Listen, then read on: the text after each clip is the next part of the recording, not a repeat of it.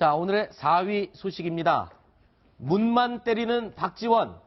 문재인 전 대표에 대해서 독설과 비판을 연일 쏟아내고 있는 박지원 대표의 이야기입니다. 오늘도 라디오 방송에서 변함없이 문 전 대표에 대한 비난을 쏟아냈습니다. 어떤 내용인지 직접 들어보시겠습니다. 문재인 대표께서 대통령이 돼가지고도 잘못 판단해가지고 국정이 잘못됐다고 하면은 어떻게 하겠어요? 이러한 것은 후보에 대한 검증입니다. 그리고 가장 지지도가 높은 문재인 대표는 거기에 상응하는 언행을 해야 돼요. 그게 잘못됐습니다. 네. 자, 노은지 기자, 박지원 대표가 이 특검 연장이 무산된 부분에 대해서 민주당 측을 향해서 비난을 한 것도 아니고 문재인 전 대표만 꼭 집어서 이렇게 비난을 하는 데는 이유가 있나요? 네, 일단 두 가지 정도 이유를 들 수 있을 것 같은데 우선은 뭐 당을 공격하기도 합니다. 민주당을 공격을 하기도 하지만 네. 사실 민주당이 지금 문재인 전 대표로 약간 상징이 되는 부분도 있기 때문에 네. 일단은 민주당과 문 전 대표 때리기에 우선 집중을 하면서 네. 국민의당과 민주당이 탄핵 국면에서 좀 다른 점이 있다 이런 것들을 부각시키는 전략이라고 볼 수 있겠고요. 그러면서 자신의 당 대권 후보들의 지지율을 좀 반등시키려는 게 아니냐 이런 분석도 나오고 있습니다. 그리고 또 오래된 악연이 작용한 것 같다 이런 얘기들도 나오는데요. 우선 박지원 대표 같은 경우에는 노무현 정부 시절 때 대북 송금 특검 사건으로 구속이 된 적이 있습니다. 네. 그 악연으로 시작을 해서 지금 뭐 새정치민주연합이었을 때 전당대회에서 문재인 전 대표에게 패한 적도 있었고요. 이런 악연들이 작용한 게 아니냐 이런 해석이 나오고 있습니다. 네. 연일 이렇게 문 때리기에 나서고 있는 박지원 대표. 문재인 전 대표 측에서도 가만히 있지는 않겠죠? 문재인 전 대표 측에서는 또 시작됐다 이런 분위기입니다. 네. 문재인 대표 측의 특보 단장을 맡고 있는 김태년 의원이 이렇게 얘기를 했는데요. 네. 박지원 대표 습관성 문재인 탓이다. 문재인 없었으면 무슨 거리로 정치를 하고 있을까 참 궁금하다. 이제 앵간히 하셨으면 좋겠다 이렇게 얘기를 하셨는데요. 이 박지원 대표 같은 경우에는 그 전부터 그 2015년에 전당대회에서 새정치민주연합 전당대회에서 이 문재인 대표와 각을 세우면서 그때부터 두 사람은 그 갈등이 시작됐습니다. 물론 그 전부터 갈등이 시작됐지만 그때 정점에 이르렀다 이런 얘기가 나왔는데 그 이후에도 두 사람은 종처럼 이 갈등을 풀지 못하다가 결국 박지원 대표 같은 경우에 탈당까지 하는 사태가 이르렀잖아요. 네. 계속 당내에서 문재인 대표를 비판하는 역할을 선두를 맡아왔었거든요. 그런데 네. 탈당 후에도 계속 문재인 대표를 겨냥해서 이렇게 비판을 하는 겁니다. 자, 박지원 대표 요즘 아침에 일어나서 눈만 뜨면 문재인 전 대표에 대한 비난으로 시작한다 그래서 요즘 별명이 문모닝이라는 별명을 얻었다고 하는데요. 자, 이 이야기는 여기까지 나눠보도록 하고요. 이제 바른정당 얘기를 좀 해보도록 하겠습니다. 김무성 전 대표가 어제 바른정당 울산시당 창당대회에서요. 이런 얘기를 했습니다. 함께 들어보시겠습니다.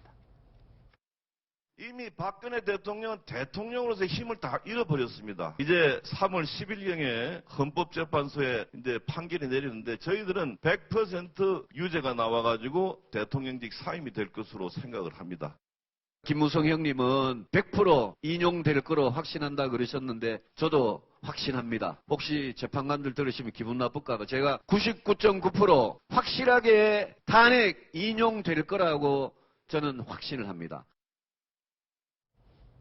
네, 이 말을 들은 친박 윤상현 의원이 SNS에 또 독특한 글을 올렸다면서요? 네, 그 맞받아쳤습니다. 지금 네. 했던 얘기를 그대로 맞받아쳤는데 유승민 의원은 99.9% 대통령이 될 수 없고 김무성 의원은 100% 정계를 떠날 것 같다. 그리고 만일 탄핵이 기각된다면 그 전에 바른정당 의원들이 탄핵 기각 시 의원직 총사퇴를 하겠다고 밝혔으니 이제라도 문재인 이중대로 들어가셔라 이렇게 주장했습니다. 네, 그러니까 했던 말을 그대로 받아서 다시 돌려준 셈인데 그런데요, 이 국민의당이나 민주당에서 오히려 탄핵 100% 확신이다라고 얘기를 하면 이해가 되는데 이 바른정당에서 나서서 이렇게 얘기를 하는 거 보면 오히려 좀 민주당은 가만히 있지 않습니까?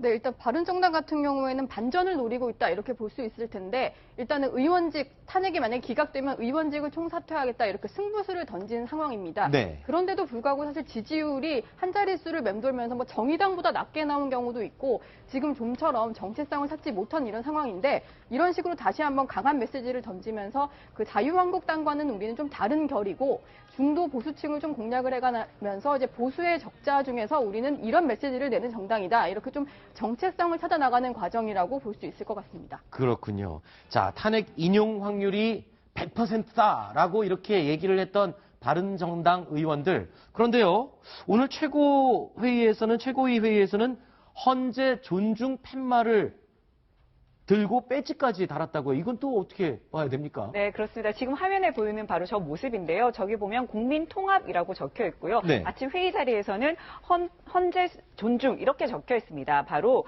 이건 역시 이 자유한국당과의 차별화 때문인데요. 지금 자유한국당 일각에서는 헌재에 대해서 뭔가 결정에 대해서 불복을 할 수도 있다라는 이런 것을 자꾸 시사를 하고 있고 심지어 기각을 당론으로 정해야 된다 이런 얘기까지 나오고 있는 상황이다 보니까 이 지금 가짜 보수라고 지금 자유한국당을 바른정당이 공격하고 있잖아요. 그러면서 우리가 진정한 보수다. 우리는 헌재의 결정을 수호하고 법치를 존중한다. 이런 의미를 강조해서 보수 이미지를 더 강하게 하려는 그런 의도로서 저런 푯말을 내걸고 또 배지까지 달았다. 이렇게 볼 수 있습니다. 그런데요, 어제 3.1절을 맞이해서 이 태극기 집회와 촛불 집회가 광화문 광장에서 정말 긴장감을 돌게 했었는데 결국에 뭐 아주 좋게 평화적으로 끝났습니다만 이 자리에서 이 원로들과 정치인들이 나서서 오히려 또 이 통합과 화해를 더 주도해야 되는 게 아니냐 그러면서 이런 정치적인 집회 참여를 하지 말자라고 했었는데 탄핵 100% 이렇게 확신한다